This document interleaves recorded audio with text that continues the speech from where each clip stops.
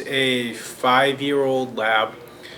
He's the English style lab, so the English labs are bigger and blockier and they tend to be more laid back. At work, he's probably one of the most calm, laid back dogs you've ever met. But at home, he's just like any other dog. Once he takes his uniform off, he's wild, he's crazy, he jumps on the furniture, you name it, he does it. But he knows when he has his vest on and his collar that he's working. He's certified as a therapy dog through Alliance of Therapy Dogs, and then he's also certified as a psychological trauma response dog through Canine First Responders. So he's been all over New England and in this part of the country doing the kind of work that he does here in Lunenburg. So I actually own Hank. The thing about this program is it doesn't cost the town anything. It's funded straightly, I fund the program, so it's funded by me. So Hank got his therapy dog certificate at 2, and a little while after that is when him and I started working together with the police department.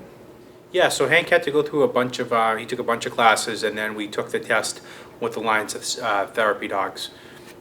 So from there, we had to pass a handling test. We had to do a field trip past that, and then we had to do 3 observed visits to medical facilities, and 2 of them had to be to a medical facility, so a nursing home essentially. And then after we passed all that, he was certified as a therapy dog. And then we went down and we tried out for Canine First Responders. That included 2 evaluation day for him, an interview with me, and then like a weekend of training. And then on top of that, him and I have our group and individual crisis certificates. I had taken over as a school resource officer back in 2000, I think it was 18. He was already a therapy dog, and I had committed to making a visit to the senior center once a month. So I pitched it to Chief Marino at the time, and the deal was that I would cover the cost of it if he would let me try this program. At the time, there was maybe 2 other dogs in the state, so it was relatively unheard of. It was a new thing, so we made that deal. We brought the dog to school it was a health class. Chief Marino happened to be there. Dr. Burnham was actually in the building at the same time, so it was a perfect storm. He was such a hit with the kids, he ended up coming, and it started with him coming to school 1 day a week, and then the students actually wanted him more and more. The problem was when I first took over, there was no office for the school resource officer, so I said he needs a place to go if I have meetings and stuff. So the class of, I think it was 2019, they petitioned the superintendent. They cleaned out a conference room in that class. Their class gift was they furnished it for him and I. So now we have a office in the library, and and now he's pretty much at school 5 days a week with me. So it makes me more approachable. I've gotten numerous letters from students about the effect the dog has. I've gotten letters from students who've moved in from out of district, from like inner cities, and he's actually helped change their perception of the police. So they had a negative perception of the police, and then through the dog, we got to meet them, got to know them, and now Hank and I are the first person they come to with anything. So he helps break down barriers, and he's a conversation starter, and then from there, we kind of work our magic.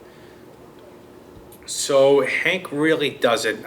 He comes to work, and his job, as you can see, is to just be calm, and he kind of just will relax, lay down, won't do anything. At home, he'll run around the yard, he likes to swim, stuff like that. But when he's at work, his routine is to stay as calm as possible, because that's his job.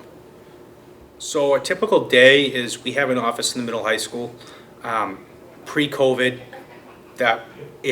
we'd have between 2 and 20 kids in our office every period, just coming to see Hank. And then if someone had an issue, everyone knew the rules. Like if someone needed to talk, they all would just step out, and we would just go over, whatever we needed to, and talk about whatever we needed to. And Hank was there to provide support and everything else they needed.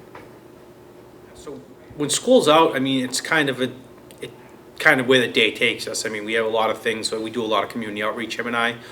So we try to stop down, to the coffee shop, or we'll try to stop by the senior center, stuff like that. We try to keep ourselves busy. Otherwise, we're just here and we help take calls, and if something comes in that they need his support, we'll jump in and take care of it. It's essentially community policing, right? So, going to do things like reading to the kids at the library, going to the coffee shop and just talking to people, it's stuff like that. So we spend our days, getting to know the community. He's like the icebreaker because everyone sees him, everyone knows him, everyone wants to pet him. And then from there, we can kind of take it from there and, getting to know, the people in the community, reading to the kids at the library, or stuff like that, changing how people think of school resource officers, changing the way, we were the model at one time. There was only a couple of us in the state. Now there's over 30. We've been the model program for departments in Rhode Island, all over Mass. So just, getting it out and getting this type of policing, where mental health comes first, that's been something that's really, really rewarding. So as part of Canine First Responders, we got asked to go down to DC to provide support to the members of the Capitol Police after the January 6 riots and after they lost one officer that day. Then Billy Evans was killed at the North Barricade. So after that, they asked us. Hank was one of a few dogs. I think there was 5 of us that from across the country that had gone down there. We provided support during Officer Evans' wake and funeral, and then after that, we spent a couple days going around providing support to the Capitol Police, the members of Congress, their staffers, as well as the National Guard guys, that men and women who had been deployed to protect the Capitol. So we spent a week doing that, and as a result of our visit, the dogs had such an impact, the Capitol Police actually ended up starting their own comfort dog program. So Hank is going to be 6 this year. Probably when he's 8-ish, I'll start looking at training another dog, and then from there, that dog will start, and then we'll slowly phase each other out. So the dog should be finished right around 2, and that would put Hank about 10, and that's when they would kind of swap roles. That's the grand plan. There's always things that could come up, but that's our plan.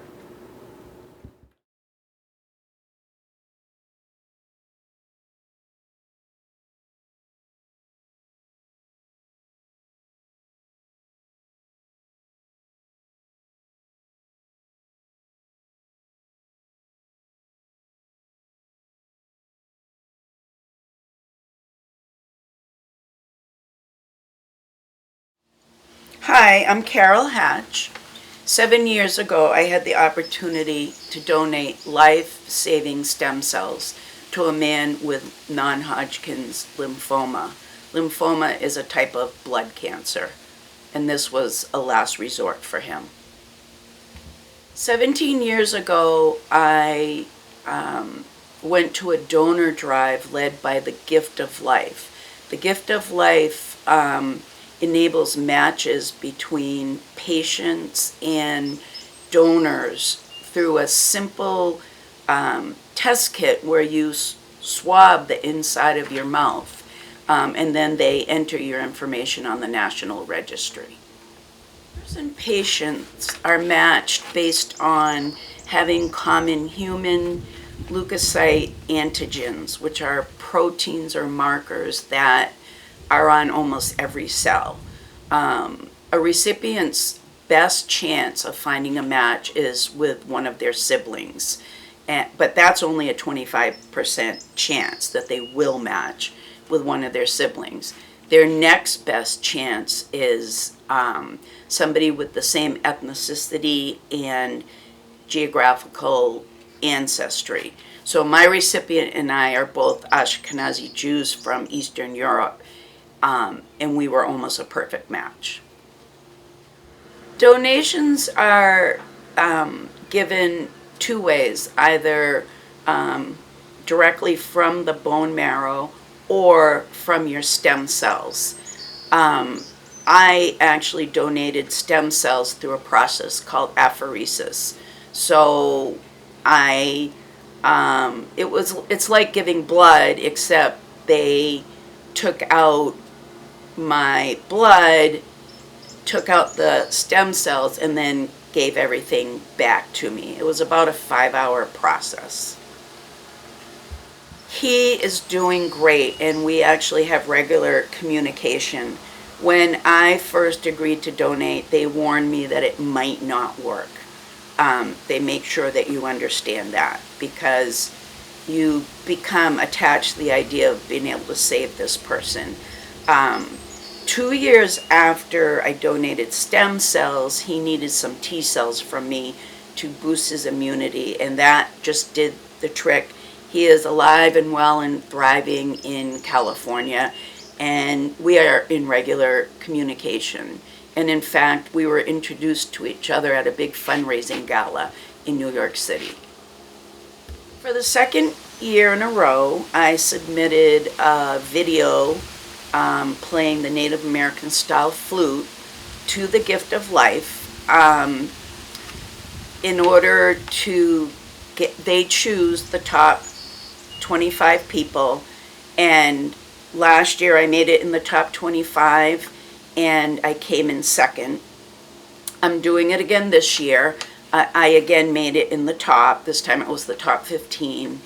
And in order to win, though, you need people to vote with a $10 donation. So I am in the middle of that fundraiser right now, and I will find out on Thursday whether I win or not. Go to the Gift of Life website, www.giftoflife.org. And if you want any more information from me, you can email me at czhatch@gmail.com.